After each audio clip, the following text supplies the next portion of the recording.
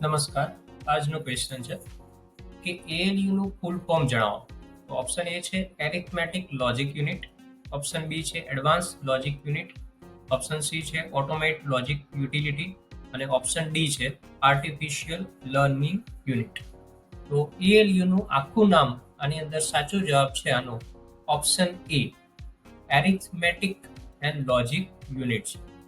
તો હવે જોઈએ ALU વિશે. તો શોર્ટ થિયરી ALU જે છે શું છે, એક પ્રકારનો CPU નો એક મહત્વનો ભાગ છે જે બધા કમ્પ્યુટરમાં ગાણિતિક એટલે કે એરિથમેટિક અને તાર્કિક એટલે લોજિકલ હિસાબો કરે છે. ALU વગર કમ્પ્યુટર કોઈ પણ પ્રકારની ગણતરી કરી શકતું નથી. ALU નું મુખ્ય કાર્ય આપણે જોઈએ તો એરિથમેટિક ઓપરેશન એટલે કે ગણિતિક કેલ્ક્યુલેશન માટે કામગીરી કરવી, લોજિકલ ઓપરેટર એટલે તાર્કિક, એમાં એન્ડ છે, ઓર છે, comparative, less than, greater than, is equal to એ છે, અને ડિસિઝન મેકિંગ કે ટ્રુ અને ફોલ્સ છે તો એ ડિસિઝન મેકિંગ માટે